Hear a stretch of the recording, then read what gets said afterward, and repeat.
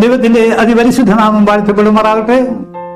വീണ്ടും അതിമനോഹരമായ ഒരു പ്രഭാതം കണ്ടുണരുവാൻ ഏവരെയും സഹായിച്ച മഹാകൃപയ്ക്കായി ദൈവത്തെ സ്തുതിക്കുന്നു, മഹത്വപ്പെടുത്തുന്നു. ഇന്നത്തെ പ്രഭാത ധ്യാനത്തിന് വേണ്ടി തിരഞ്ഞെടുത്തിരിക്കുന്ന പ്രത്യേക ഭാഗം നീ എവിടെയാകുന്നു എന്നുള്ള വിഷയത്തെ ആസ്പദമാക്കിയാണ്. അതിനുവേണ്ടി തിരഞ്ഞെടുത്തിരിക്കുന്ന പ്രത്യേക വേദവാക്യം ഉൽപ്പത്തി പുസ്തകം 3-ാം അധ്യായം അതിന്റെ 9-ാമത്തെ വാക്യം. അതിപ്രകാരം വായിക്കുന്നു: യഹോവയായ ദൈവം മനുഷ്യനെ വിളിച്ചു, നീ എവിടെയാകുന്നു എന്ന് ചോദിച്ചു. ഇവിടെ യഹോവയായ ദൈവം സകല സൃഷ്ടിപ്പും പൂർത്തീകരിച്ചതിന് ശേഷം മനുഷ്യനെ അത്ഭുതവും അതിശയകരമായി സൃഷ്ടിച്ചു. ഇവിടെ ആദാമിനെയും ഹവ്വയെയും ഏദൻ തോട്ടത്തിലാക്കി. ദൈവത്തിന്റെ സൃഷ്ടിപ്പിൻ കാട്ടുജന്തുക്കളിൽ ഏറ്റവും കൗശലമേറിയതായിരുന്നു പാമ്പ്. ഒരു ദിവസം തോട്ടത്തിലേക്ക് പാമ്പ് വന്ന് ഹവ്വയോട് ചോദിച്ചു, തോട്ടത്തിലെ യാതൊരു വൃക്ഷത്തിന്റെ ഫലവും തിന്നരുതെന്ന് വാസ്തവമായി ദൈവം കൽപ്പിച്ചിട്ടുണ്ടോ എന്ന് ചോദിച്ചു. അതിന് സ്ത്രീ പാമ്പിനോട്, നീ മരിക്കാതിരിക്കേണ്ടതിന് ഈ തോട്ടത്തിന്റെ നടുവിൽ നിൽക്കുന്ന വൃക്ഷത്തിന്റെ ഫലം തിന്നുകയോ തൊടുകയോ ചെയ്യരുതെന്ന് കൽപ്പിച്ചിട്ടുണ്ട് എന്ന് പറഞ്ഞു.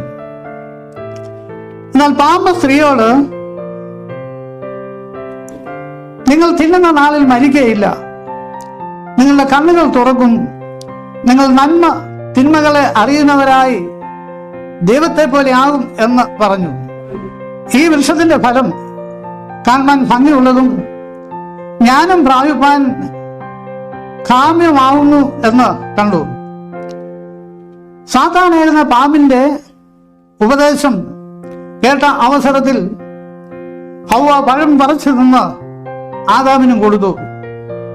ഉടൻ അവരുടെ കണ്ണ് തുറന്ന് അപ്പോൾ അവരിൽ ഉണ്ടായിരുന്ന തേജസ് നഷ്ടപ്പെട്ട് നഗ്നരായി. അവർ നാണം മറയ്ക്കുവാൻ അവർ അത്യല കൊണ്ട് അരയാളെ ഉണ്ടാക്കി കൊടുത്തു.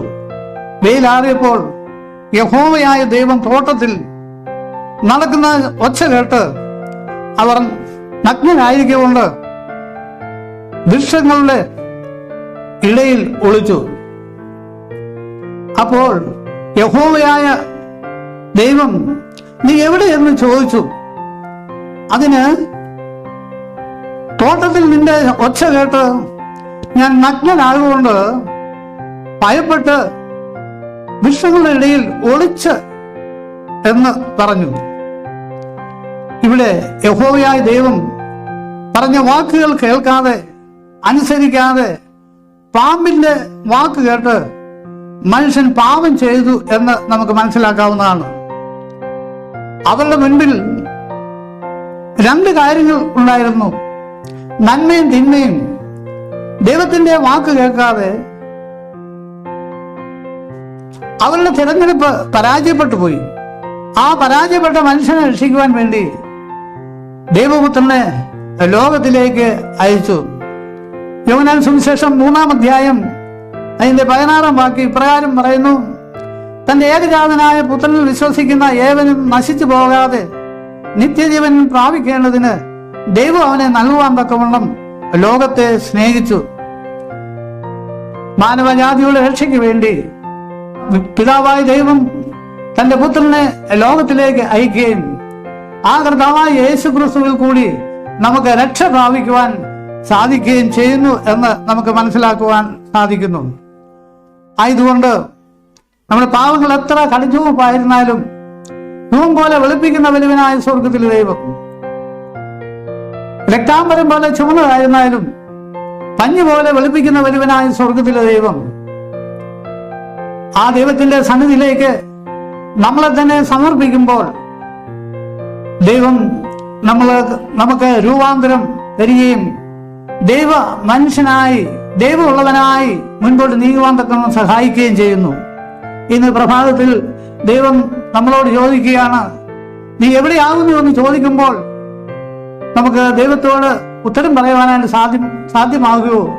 ഞാൻ അങ്ങയുടെ പാദപീഠത്തിലായിരിക്കുന്നു, ഞാൻ അങ്ങയുടെ മകനാണ് മകളാണ് എന്ന് പറയുവാൻ സാധിക്കുന്നുവെങ്കിൽ അത് ജീവിതത്തിൽ ഏറ്റവും അനുഗ്രഹമായി തീരും. അല്ലാതെ നമ്മൾ കഠിന ഹൃദയമുള്ളവരായി ദൈവത്തെ മറുതലിച്ചുകൊണ്ട് ദൈവപ്രമാണങ്ങളെയൊക്കെയും വിട്ട് മുൻപോട്ട് നീങ്ങുകയാണെങ്കിൽ നമുക്ക് ദൈവത്തെ കാണുവാനോ ദൈവത്തിന്റെ മഹത്വം നമുക്ക് ദർശിക്കുവാനായിട്ട് സാധിക്കുകയില്ല.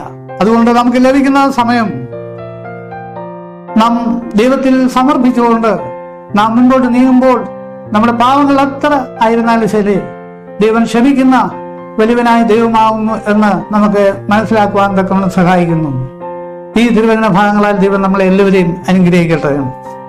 ഇന്ന് ജന്മദിനം ആഘോഷിക്കുന്ന വ്യക്തികളുടെ പേര് വായിക്കുവാനായിട്ട് ആഗ്രഹിക്കുന്നു. റെജി സി തോമസ്, കുറ്റപ്പുഴ എന്ന് നമുക്ക് പ്രാർത്ഥിക്കാം.